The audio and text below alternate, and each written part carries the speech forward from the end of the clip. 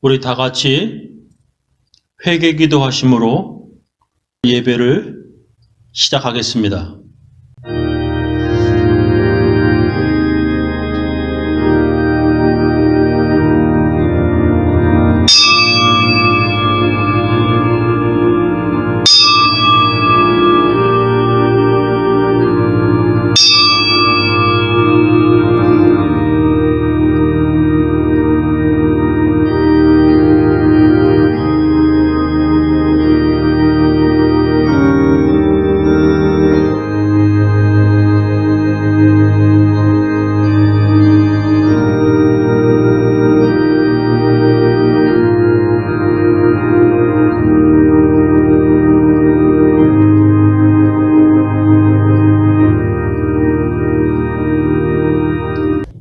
하나님 아버지, 2024년 10월 첫째 주일 예배, 주님, 저희들 하나님 말씀 앞에 앉아 있습니다.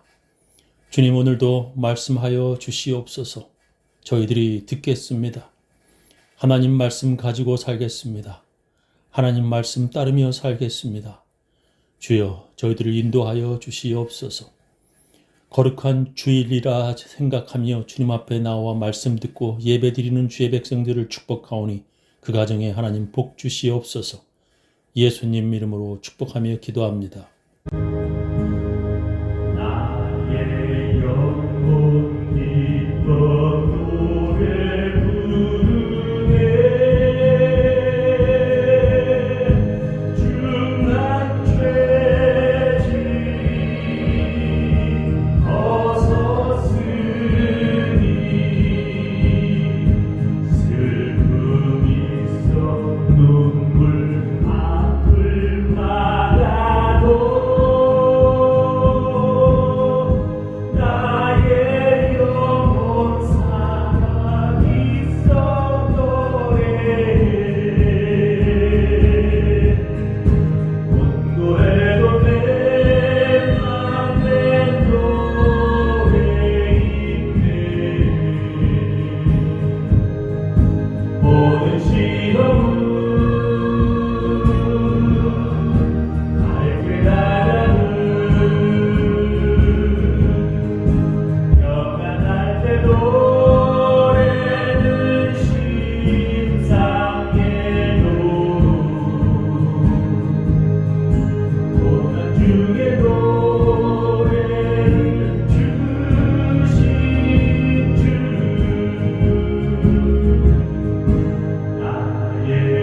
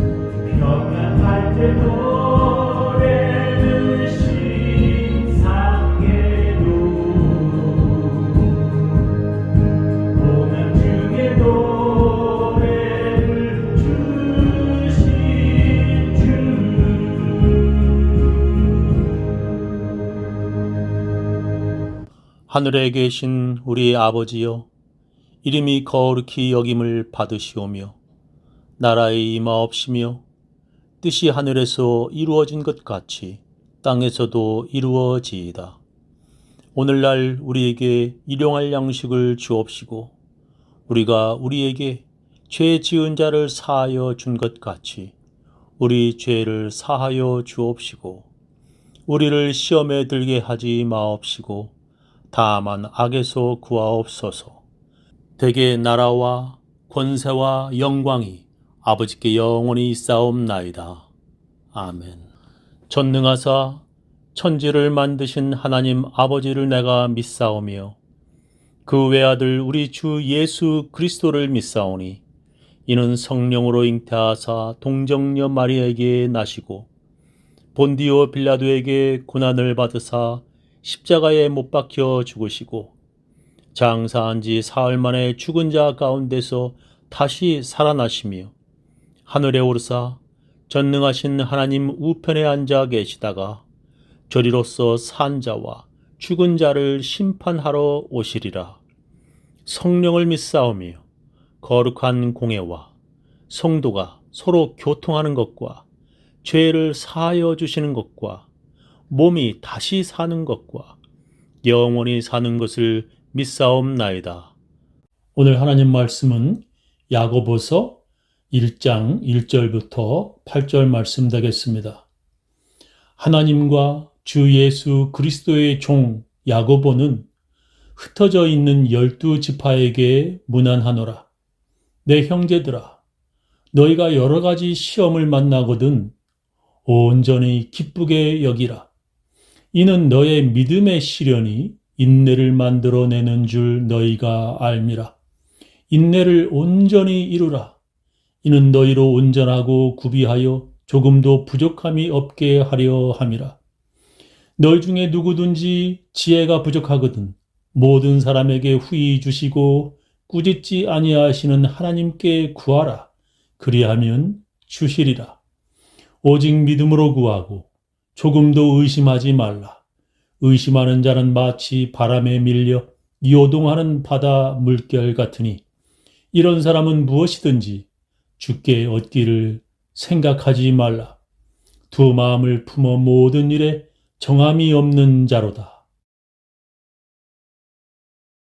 우리는 지금 야고보서를 공부하고 있습니다. 구약의 야곱이라고 하는 이름에서 시작한 야고보를 영어로는 제임스라고 부릅니다. 왜 그럴까요? 그것은 제가 전에도 말씀드렸듯이 한국에서는 예수로, 영어로는 지저스라고 부른 것과도 같습니다. 교회가 처음 시작할 당시에 널리 사용했던 공용 언어는 히라버, 그리스였습니다. 지금 우리 시대에는 공용어가 영어이지만 그 당시에는 히라버였습니다.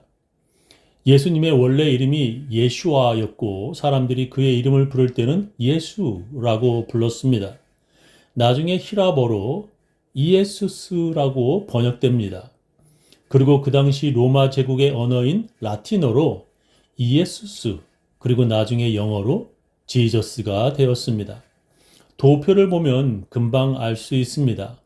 저렇게 예슈아에서 예슈로 불렀고 또 이 예슈, 이예슈 이렇게 히라보로 바뀌면서 영어로는 지저스가 되었습니다.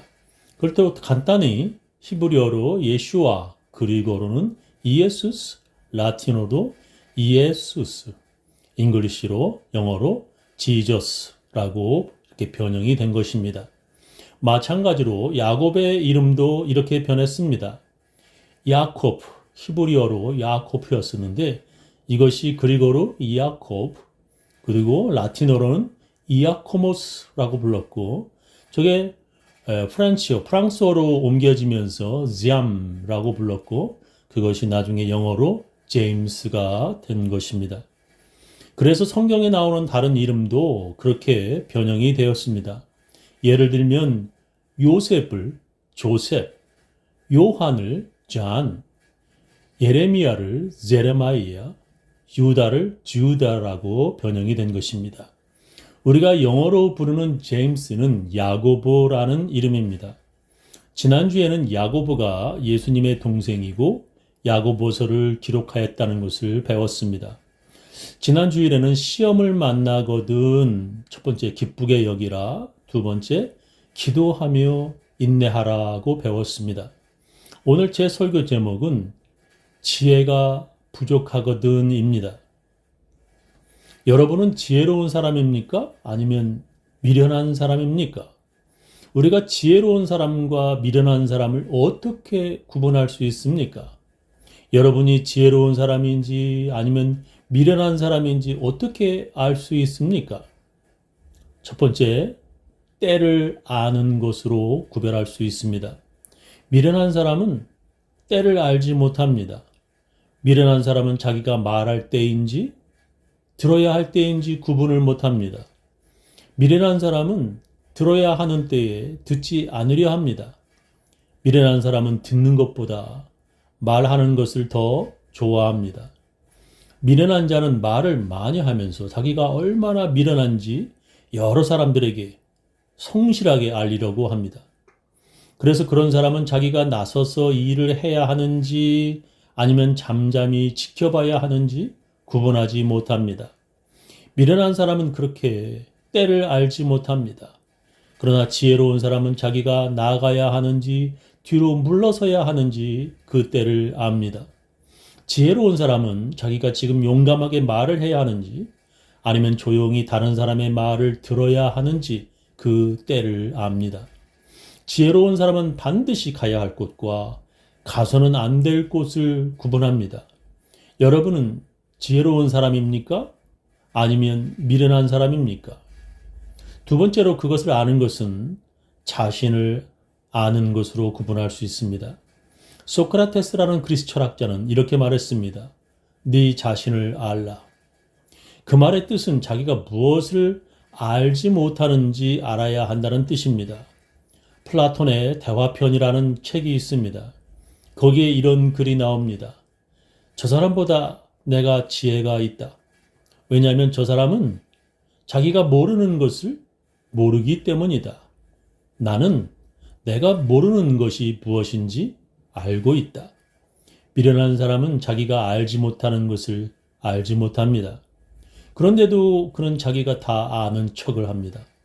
그래서 그는 이미 자기가 다 안다고 생각하기 때문에 들으려고 또한 배우려고도 하지 않습니다. 그러나 지혜로운 사람은 자기가 무엇을 모르는지 정확히 압니다. 지혜로운 사람은 자기가 아는 것이 무엇이고 모르는 것이 무엇인지를 아는 것입니다. 그래서 지혜로운 자는 자기가 모르는 것에 대해 배우려고 합니다. 그래서 자기가 지혜가 부족하다는 것을 안다는 것은 지혜로운 자가 되기 위한 시작인 것입니다. 미련한 자는 자기가 지혜가 부족하다는 것을 알지 못합니다. 그래서 후회할 짓을 하고 또 계속 후회하며 살아갑니다. 미련한 자는 자기가 지혜가 부족한지 알지 못해서 후회할 짓을 반복합니다. 자기가 지혜가 부족함을 알지 못하는 자는 미련한 자입니다. 그러나 지혜로운 자는 자기가 지혜가 부족하여 실수한 것에 대해서 반성합니다. 그리고 그는 그 실수를 통하여 많은 것을 배우게 됩니다. 여러분은 지혜가 부족한 사람입니까? 아니면 아무런 부족함이 없다고 생각하는 미련한 사람입니까? 우리는 지혜를 어디에서 얻을 수 있습니까? 오늘 우리가 함께 읽은 성경 본문은 이렇게 말씀하십니다. 너희 중에 누구든지 지혜가 부족하거든 모든 사람에게 후히 주시고 꾸짖지 아니하시는 하나님께 구하라. 그리하면 주시리라 하셨습니다. 우리는 실수를 통하여 배웁니다. 우리는 넘어지면서 자기가 부족하다는 것을 알게 됩니다. 우리는 어려서 넘어지는 것을 반복하면서 걷게 됩니다. 아이가 넘어지는 것을 무서워하면 걸을 수 없습니다. 누군가 자전거 타는 것을 배우려면 다치지 않게 잘 넘어져야 합니다. 여러분이 스케이팅과 스키를 배우려면 잘 넘어지는 것을 배워야 잘 타게 됩니다. 가족과 부모는 아이들의 실수를 용서하며 그의 넘어진 손을 잡아 일으켜줘야 합니다. 실수하지 않는 사람은 이 세상에 하나도 없습니다. 그런 실수를 통하여 우리는 지혜로운 사람이 되어갑니다. 그런데 미련한 사람은 자기도 그런 실수를 하면서도 다른 사람의 실수를 손가락질합니다. 자기는 그보다 더 큰 실수를 하면서도 자기는 완벽한 척을 합니다. 그런 사람은 하나님이 어떤 분인지 알지 못합니다. 우리는 죄를 지으면서 하나님의 은혜를 깨닫게 됩니다. 구원받은 우리가 여러 번 회개하면서 죄인을 부르러 오신 예수님을 더 가까이 하게 됩니다. 자기가 지혜가 부족한 사람이라는 것을 아는 사람은 하나님이 어떤 분인지 알게 됩니다. 하나님은 자기가 지혜가 부족한 것을 깨달은 모든 사람에게 후히 주시고 꾸짖지 아니하시는 하나님이십니다. 저는 지혜가 부족한 사람입니다. 그래서 가끔 지난 일들을 되돌아보며 후회하고 또 부끄럽습니다. 그래서 가끔 제 자신이 싫어지고 또 그런 예전의 실수 때문에 회개할 때 마음이 많이 아프기까지 합니다. 그럴 때마다 하나님께서는 꾸짖지 아니하시고 용서하시고 또한 제가 원하고 구하는 지혜까지 제게 주십니다. 성경은 자신의 지혜가 부족한 것을 깨닫는 사람들에게 하나님께 지혜를 구하라고 말씀하십니다. 그리하면 주시리라 성경은 말씀하십니다. 솔로몬에게 하나님께서 나타나 그에게 이렇게 물으셨습니다. 내가 네게 무엇을 줄꼬 너는 구하라. 그때 솔로몬은 하나님께 지혜를 달라고 말했습니다.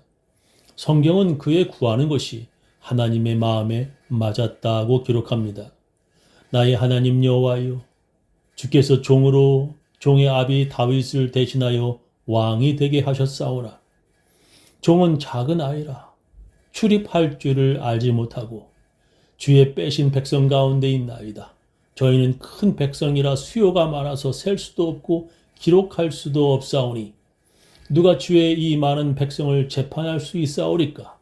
지혜로운 마음을 종에게 주사 주의 백성을 재판하여 선악을 분별하게 하옵소서.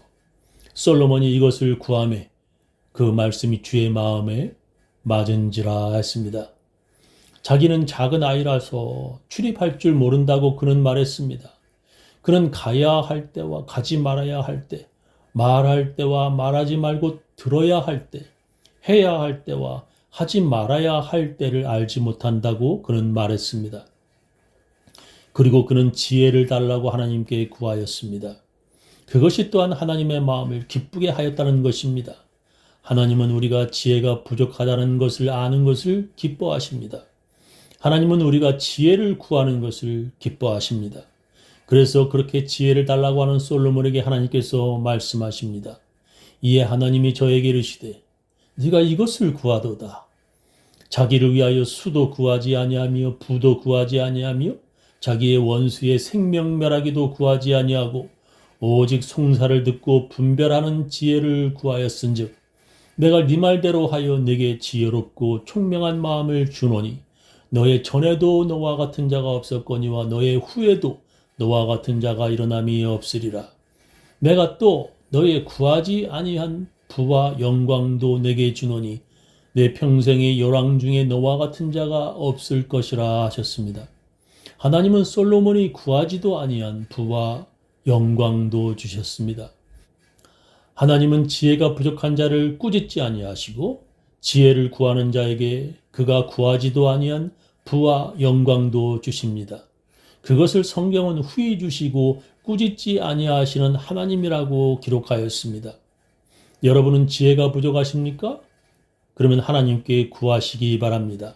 그러면 하나님께서 지혜를 주십니다. 그런데 우리가 반드시 알아야 하는 것이 있습니다. 하나님께 구할 때는 반드시 그리고 꼭 믿음으로 기도하여야 하는 것입니다. 오늘 성경 본문은 이렇게 말씀합니다. 오직 믿음으로 구하고 조금도 의심하지 말라. 의심하는 자는 마치 바람에 밀려 요동하는 바다 물결 같으니 이런 사람은 무엇이든지 주께 얻기를 생각하지 말라. 두 마음을 품어 모든 일에 정함이 없는 자로다 하셨습니다. 오직 믿음으로 구하고 조금도 의심하지 말라고 성경은 우리들에게 명령하십니다. 예수님은 의사들도 치료할 수 없는 중한 병자들을 많이 치료하셨습니다. 지금도 현대의학이 고칠 수 없는 안진뱅이와 벙어리를 예수님이 치료하셨고, 그리고 심지어 죽은 사람까지 다시 살리셨습니다. 근데 예수님이 고치지 못하는 병자들이 있었습니다. 그 사람은 바로 믿지 않는 사람들이었습니다. 예수님의 제자들에게 어떤 사람이 자기 아들을 치료해 달라고 데려왔습니다. 그때 마침 예수님이 제자들과 함께 있지 않으셨습니다. 제자들이 그 귀신 들린 아들을 치료해 보려고 했지만 제자들 중 그 누구도 고치지 못했습니다. 그때 마침 예수님이 돌아오셨습니다. 근데 예수님이 자기 아들을 치료해 달라는 그 아버지에게 막 화를 내셨습니다. 귀신이 저를 죽이려고 불과 물에 자주 던졌나이다. 그러나 무엇을 하실 수 있거든 우리를 불쌍히 여기사 도와주옵소서. 예수께서 이르시되 할 수 있거든이 무슨 말이냐. 믿는 자에게는 능치 못할 일이 없느니라 하셨습니다. 예수님이 제일 싫어하시는 것이 믿음이 없는 것입니다. 그리고 그것보다 더 싫어하시는 것이 바로 믿음이 없는 자가 구하는 것입니다. 치료할 수 있는지 믿지도 않으면서 왜 치료를 해달라고 데려오는 것입니까? 간을 보며 시험해 보려는 거야? 고칠 수 있는지 없는지? 예수님은 그런 믿음 없는 사람에게 화를 내셨습니다. 그러자 그 아버지는 곧바로 이렇게 말합니다. 곧 그 아이의 아비가 소리를 질러 가로되 내가 믿나이다. 나의 믿음 없는 것을 도와주소서 하더라. 자기에게 믿음이 없는 것을 도와주소서라고 그는 말하였습니다. 예수님은 그 아버지의 믿음 없는 것을 먼저 치료하신 후에 그 아들을 고쳐주셨습니다. 지혜롭지 못한 사람보다 더 미련한 사람은 믿음도 없이 구하는 사람입니다. 성경에 하나님께 예배드리는 사람들에게 하나님께서 강림하여 복을 주시겠다고 약속하셨습니다. 내게 토단을 쌓고 그 위에 너의 양과 소로 너의 번제와 화목제를 드리라. 내가 물은 내 이름을 기념하게 하는 곳에서 내게 강림하여 복을 주리라 약속하셨습니다. 그런데도 많은 사람들이 하나님께 예배드리면 하나님께서 복을 주신다는 하나님의 약속을 믿지 않습니다. 미련한 자들은 믿지도 않으면서 예배를 드리러 교회에 나옵니다. 그래서 성경은 이렇게 말씀하십니다. 믿음이 없이는 기쁘시게 못하나니 하나님께 나아가는 자는 반드시 그가 계신 것과 또한 그가 자기를 찾는 자들에게 상 주시는 이심을 믿어야 할지니라 하셨습니다. 저는 우리 교인들 모두 믿음으로 구하여 다 받으시기를 예수님의 이름으로 축원합니다.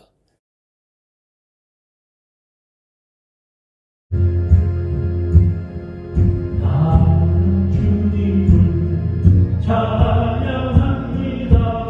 새 노래로 주를 찬양. 나는 주님을 찬양합니다. 새 노래로 주를 찬양.